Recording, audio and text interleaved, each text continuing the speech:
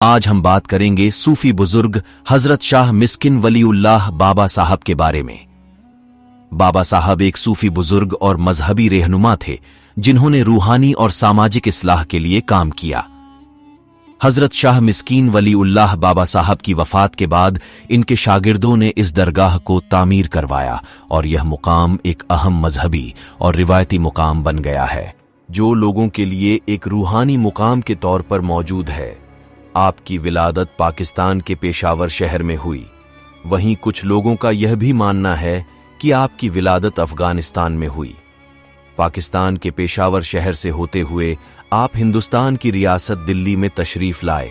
बाबा साहब ने दिल्ली की मुगल कालीन शाही मस्जिद, जिसे जामा मस्जिद कहा जाता है, आपने वहां पर कई साल इमामत की और इस खूबसूरत काम को अंजाम दिया। दिल्ली शहर में एक लंबा वक्त बिताने के बाद बाबा साहब अजमेर शरीफ जा पहुंचे। वहां उन्होंने हजरत ख्वाजा मोइनुद्दीन चिश्ती के आस्थाने पर तकरीबन 3 साल तक चिल्ला किया और वहां खूब इबादत की। उसके बाद हजरत ख्वाजा मोइनुद्दीन चिश्ती की उन्हें रूहानी तौर पर इजाजत मिली। बाबा साहब को इजाजत मिलने के बाद वह मध्य प्रदेश रियासत के छोटे से कस्बे बड़वानी जिले के ओजर में आ पहुंचे। बाबा साहब ने कुछ साल अपनी जिंदगी का वक्त इस छोटे से गांव ओजर में बिताया। यही वजह है कि आपको ओजर वाले बाबा साहब के नाम से भी जाना पहचाना जाता है। इस छोटे से गांव ओजर में उनकी मुलाकात हजरत यार मोहम्मद मकरानी साहब से हुई। यार मोहम्मद मकरानी साहब शाह मिस्कीन बाबा साहब के चाहने वालों में से एक थे। उन्होंने बाबा साहब को सेंधवा शहर में लेकर आए और बाबा साहब की खूब खिदमतों को अंजाम दिया। बाबा साहब ने अपनी हयाती जिंदगी के तकरीबन 40 साल सेंधवा शहर की सरजमी में बिताए और अपने रूहानी फेज से इस शहर की सरजमी को मुनव्वर किया। हजरत शाह मिस्कीन बाबा साहब को गुजरे हुए तकरीबन 63 बरस हो चुके हैं। उनका सालाना उर्स 29 सव्वाल को बड़ी धूमधाम और शानो शौकत से मनाया जाता है, जिसमें हर मजहब के लोग शामिल होते हैं। तमाम जायरीन बाबा साहब के दीवाने दूर दूर से तशरीफ लाते हैं और अकीदत से अपनी हाजिरी देते हैं और दुआएं मांगते हैं। आपका मकबरा हजरत सिद्दीक बाबा साहब ने 29 सव्वाल 1409 हिजरी में बनवाया। मज़ार मुबारक की दूसरी मर्तबा तामीर हजरत एजाज बाबा साहब ने 29 सव्वाल 1439 हिजरी में करवाई। दूसरी मर्तबा की अंग्रेजी तारीख के मुताबिक आपका मज़ार 14 जुलाई सन 2018 में बनकर मुकम्मल हुआ, जिसकी बुनियाद पीरे तरीकत हाजी अतहर बेग साहब के दस्ते मुबारक से रखी गई। आपका मज़ार शरीफ, आलीशान और बेहतरीन आर्किटेक्ट की मिसाल है। इसके अंदर मार्बल और कांच के टुकड़ों की नक्काशी की गई है, जो देखने में इंतहाई खूबसूरत है। वही बाहर की ओर एक दिलकश बुलंद दरवाजा मौजूद है, जिस पर दरबारे मिस्कीन लिखा हुआ है।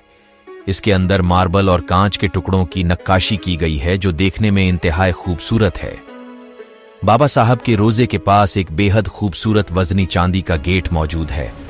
आपका पूरा मज़ार शरीफ इंतहाई दिलकश तरीके से बनवाया गया है, जिसकी खूबसूरती लफ्जों में बयान नहीं की जा सकती है। निगाहें वली में वो तासीर देखी है, बदलती हजारों की तकदीर देखी है।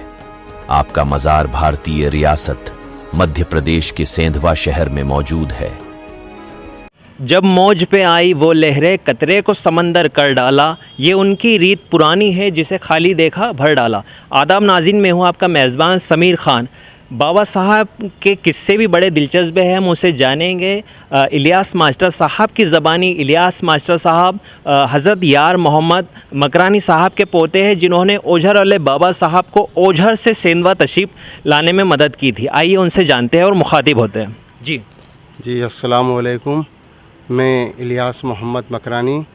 मैं बाबा साहब की शान में क्या बयान करूँगा। आपकी तो बहुत बड़ा आला दर्जा था। आप सरे के बादशाह कहलाते थे। जो खरगोन के मुंशी जी नाना अपने नक्शबंदिया ख़ानदान से बहुत बड़े बुज़ुर्ग थे। वो आपकी ताज़ीम के लिए खड़े हो जाते, आपकी इज़्ज़त की ताज़ीम करते थे बहुत। बाबा साहब की बेशुमार करामात मौजूद है। एक कश्मीर वाला वाक़या उनका बहुत चर्चित है। हम आपसे जानना चाहेंगे मास्टर साहब। जी इंशाअल्लाह मैं बताता हूँ, क्योंकि मेरे जद्द अमजद ने मुझे बताया था कि एक मरतबा का वाक़या है। हम लोग दोपहर का वक्त था, बैठे हुए थे तो एक बुज़ुर्ग आए आपसे मुलाकात के लिए, तो आपने मुरीदीन से कहा कि आप लोग उधर जाइए, मैं थोड़ा इनसे बात कर लूँ। तो जब आप थोड़ी देर, ज़्यादा तवील गुफ्तगू भी नहीं थी, ज़रा सी बात की और वो वैसे ही मतलब चले गए।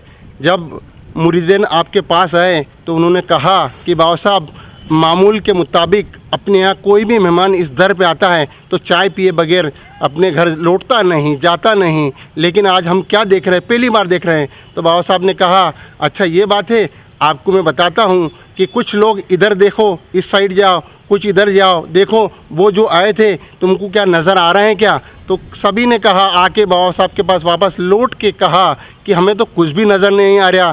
फिर बाबा साहब ने कहा, बोले उनके मुरीदों ने कहा कि ये माजरा क्या था? फिर आपने कहा, जाओ एक तस लेके आओ। ये थाली बुलाई गई और कहा इसके अंदर पानी डालो। जब पानी डाला तो फिर आपने कहा कि इसके अंदर देखो।